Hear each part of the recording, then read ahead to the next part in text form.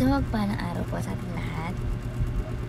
Ako po si Sarina Espalo ang ating ilalahad tutunan para sa daily devotion na pinamagatang God bless us abundantly for good works.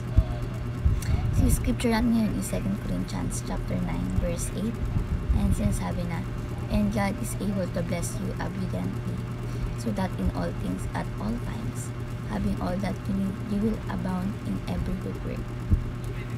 Tagalog, at kaya ng Diyos na pasaganayan lahat ng biyaya sa inyo, upang sa pagkakaroon ninyo ng sapat sa lahat ng bagay ay palagi kayo sumagana sa bawat mabuting gawa. Yung naturan po natin dito is number 1. The purpose of blessing is good works.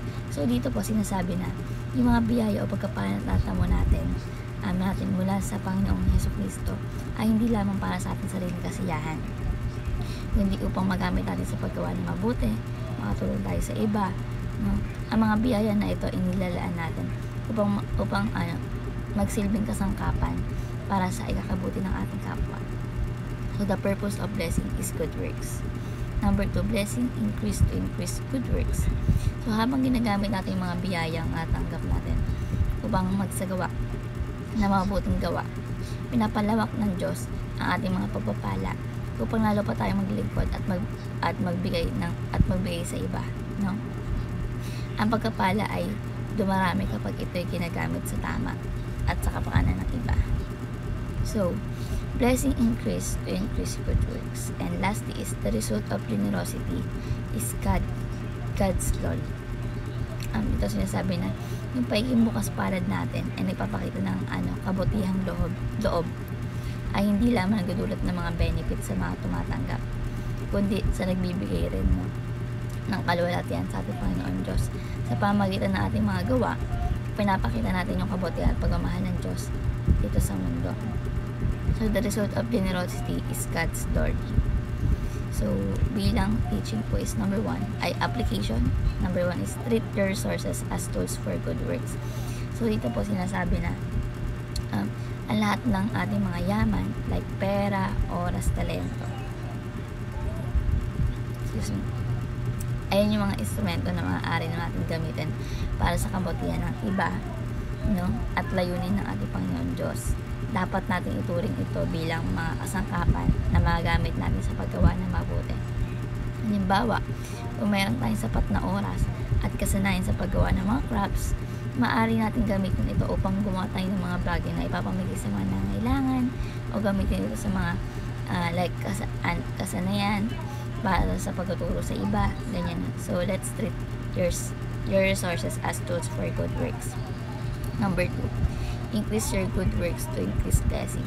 So kapag kapag patuloy mong pinapalago at pinapalawak yung mga mabuting mong gawa, lalago rin ang mga bawat biyaya mula sa ating Panginoon Diyos, no?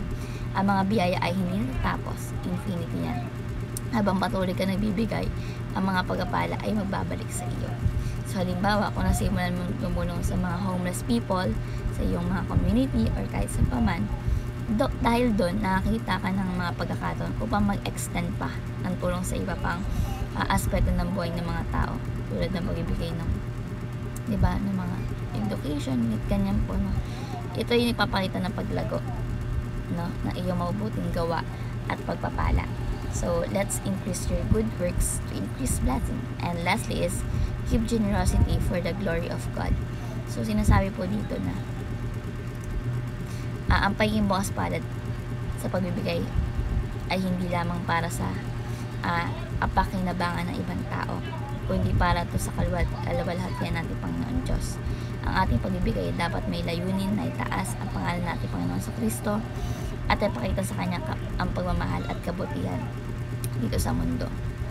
Halimbawa, kung ikaw nagbibigay ng malaking bahagi ng iyong kita, kung ikaw nag-work, no, upang magsimula ng outreach program, gawin mo ito para ipakita yung sarili, hindi para ipakita yung sarili. Ginagawa mo yun para sa gawain ng Panginoon at maparangalan siya sa ating gagawin. So let's give generosity for the glory of God. So, ayun lamang po yung ano natutunan sa daily devotion na natutunan kayo, ma-share sa iba at syempre ma-apply sa ating buhay. Thank you po sa pakikinig at God bless po sa ating lahat.